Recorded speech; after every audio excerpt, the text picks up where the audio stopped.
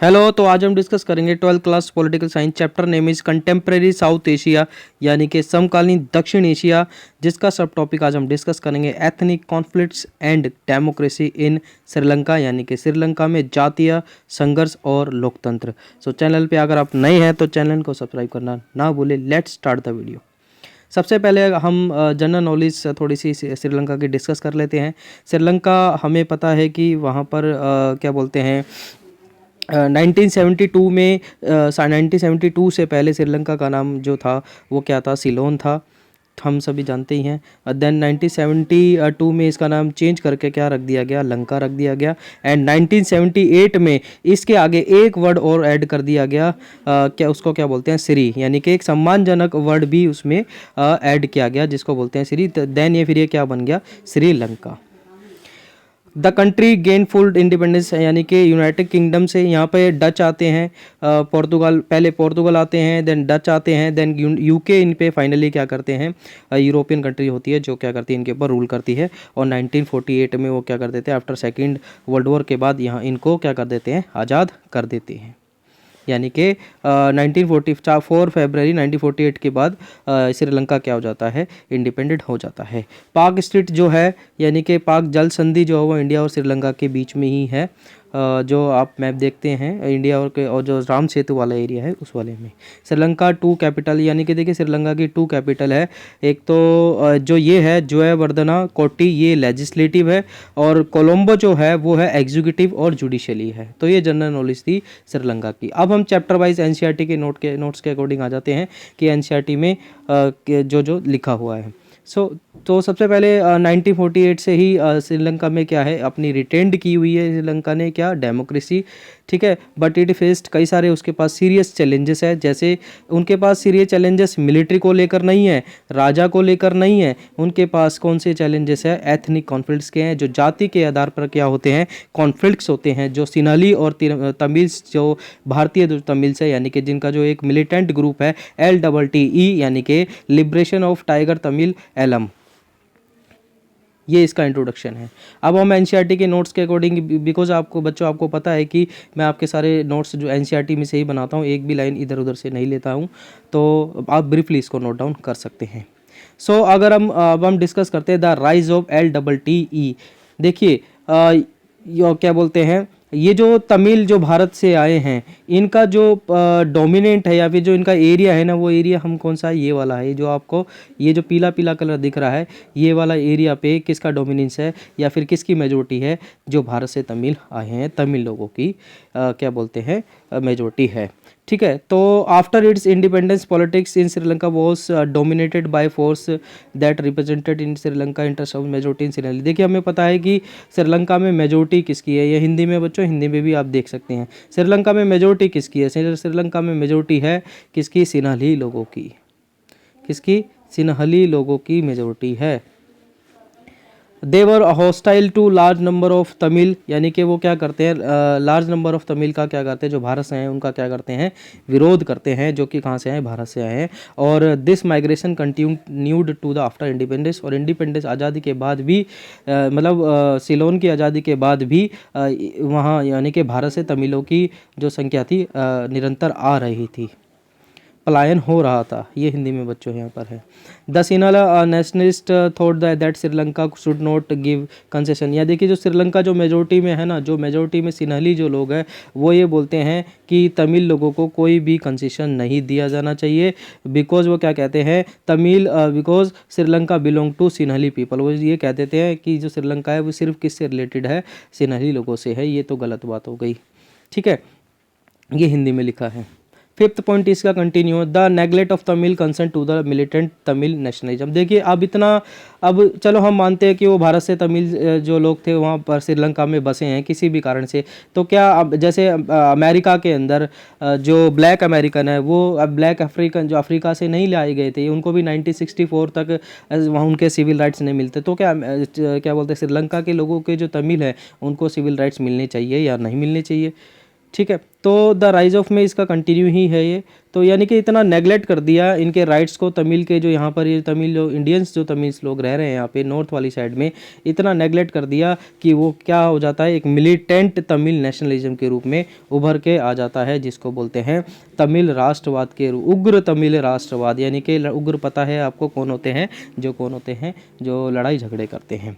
तो फिर होगा क्या, from 1983 onwards the militant organisation the liberation Tamil tiger LT has be fighting an arm struggle with the army of Sri Lanka. यानी कि army की, श्रीलंका की जो आर्मी है उसके साथ क्या करेंगे, एडब्ल्यूटी आर्म स्ट्रगल करेंगे। स्ट्रगल का मतलब संघर्ष उनके साथ लगातार बना रहेगा, श्रीलंका की सेना और तमिलों के जो ये LTT जो बनाए हैं। यहाँ पे जो LM का मतलब है, यहाँ पे LTT जो है liberation of tiger Tamil, LM का मतलब यहाँ पे क्या है, इंडिपेंडेंस से ही है। यानी कि वो इनकी तमिल्स की क्या चाहते हैं, इंडिपेंडेंस चाहते हैं। एंड डिमांडिंग तमिल LM और separate country to the Tamils for Sri Lanka under its control the north eastern. यानी कि कह रहे हैं कि हमारा इस वाले एरिया में, तमिल लोग ये कह रहे हैं हमारा इन वाले एरिया में, ये जो पीला पीला आपको दिख रहा है येलो कलर में, इनमें हमारा क्या है, डोमिनेंस है या फिर हमारे यहाँ मेजोरिटी है। तो हमें क्या मिलना चाहिए, हमारे यहाँ से एक अलग से कंट्री बननी चाहिए, सेपरेट कंट्री बननी चाहिए, या फिर तमिल LM की बात कर रहे हैं।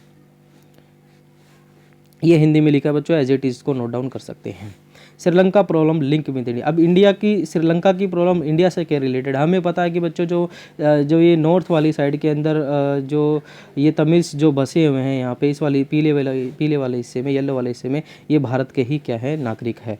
तो Sri Lankan problem involves people origin India, यानी कि जो इंडिया से ही जन्मे हैं वहाँ गए हैं, वो ब्रिटिश टाइम पे भी गए होंगे। And there is considerable pressure from the people Tamil from the Tamil people in India to defect the Indian government. यानी कि क्या कर रहे हैं बच्चों, इंडियन गवर्नमेंट के ऊपर भी तमिल वाले जो लोग जो इंडिया में हैं वो क्या कर रहे हैं, और जो श्रीलंका में भी है, वो इंडिया के ऊपर, इंडिया की गवर्नमेंट के ऊपर हमेशा क्या करते रहते हैं, प्रेशर बनाने की कोशिश करते रहते हैं कि हमारी प्रॉब्लम को सॉल्व करो, हमें हमारे फंडामेंटल राइट्स को दिलाओ। क्योंकि वहाँ सिन्हली पीपल क्या चाह रहे हैं कि वो उनको, देखो उनको लंबे समय से यहाँ रह रहे हैं। हमारे यहाँ तो अगर कुछ सालों के अंदर रोहिंग्या आ जाते हैं, मुस्लिम जो रोहिंग्या जो म्यांमार से आए हैं या बांग्लादेशी हैं, उनका तो कुछ दिनों में ही Aadhaar card, PAN card, voter ID बन जाता है और वो वोट भी देने लग जाते हैं। और फिर वो, आप समझ रहे हैं इसी बात को, और उनको इतने साल हो गए, उनका अभी तक उनको ठीक से फंडामेंटल राइट्स भी नहीं मिले। The government of India has from time to time try to the negotiate with Sri Lanka government. Tamil के बारे में गवर्नमेंट ऑफ इंडिया कई बार क्या कर चुकी है, नेगोशिएट कर चुकी है, बातचीत कर चुकी है। In 1987 the government of India for first time to got directly involve in Sri Lanka Tamil question. 1987 में क्या होता है, राजीव गांधी की सरकार होती है, और 1987 में पहली बार क्या होती है, श्रीलंका, भारत जो है, भारत जो इस विषय में, तमिल वाले के सब्जेक्ट में श्रीलंका से डायरेक्ट बात करती है। हिंदी में लिखा हुआ है बच्चों।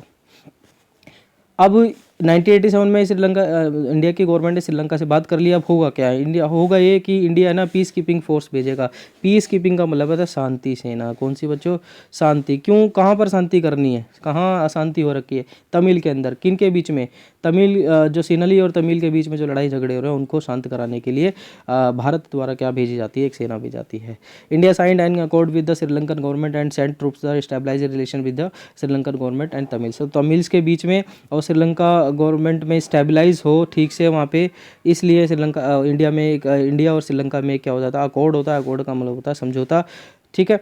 The Indian army got into a fight with the LTT, और LTT के साथ, देखिए फाइट किसके साथ कर रही है इंडियन गवर्नमेंट, LTT के साथ फाइट कर रही है, जो तमिल्स के लोग हैं। यहाँ तो उल्टा ही हो गया ना। अब एक बात बताइए, तमिल्स के लोग तो ये चाह रहे होंगे कि भाई इंडिया वाली गवर्नमेंट है वो हमारे साथ देगी, लेकिन यहाँ पे क्या हो रहा है, इंडिया की गवर्नमेंट, क्योंकि ये LTT जो ये है ना, ये मिलिटेंट ग्रुप है, एक तरह से उनके लिए क्या है, आतंकवादी है।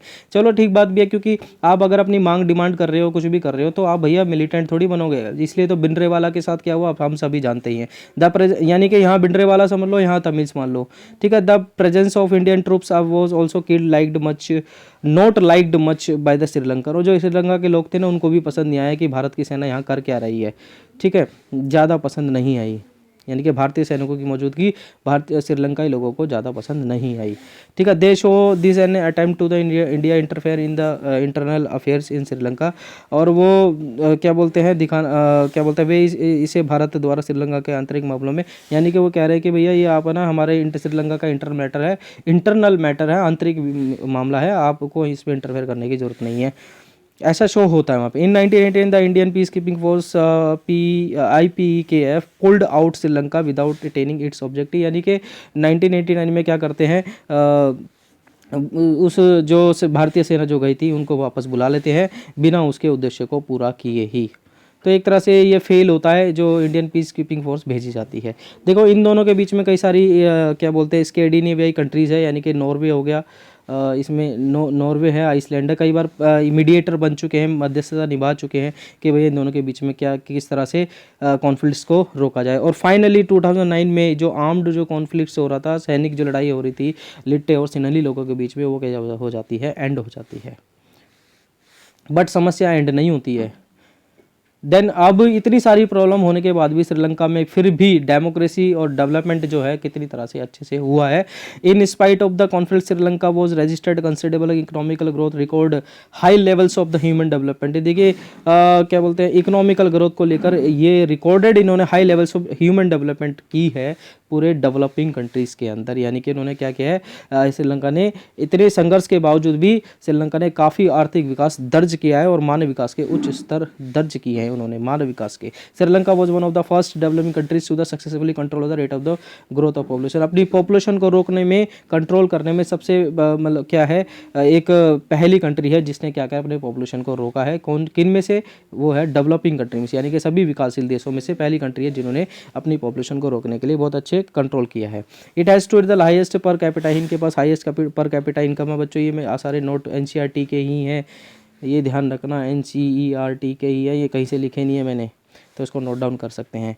ठीक है, GDP भी क्या है इनकी, GDP for many years right through the civil war, यानी कि सिविल वॉर होने के बाद भी क्या है, GDP भी इनकी काफ़ी अच्छी रही है। It has maintained a democratic political system, और डेमोक्रेटिक पॉलिटिकल सिस्टम भी इन्होंने कोशिश करी है कि मेंटेन रखे। हालांकि क्या है कि तमिल का क्वेश्चन अभी पूरी तरह से रिजॉल्व नहीं हुआ है। तो ये कुछ उसके अभी डेवलपमेंट थे कि उन्होंने मानव विकास किया है, विकासशील देशों में उन्होंने जनसंख्या पर बहुत अच्छा कंट्रोल लगाया है। इस सिविल वॉर होने के बाद भी GDP बहुत अच्छी रही है, डेमोक्रेटिक फॉर्म में अभी वो चल रहे हैं।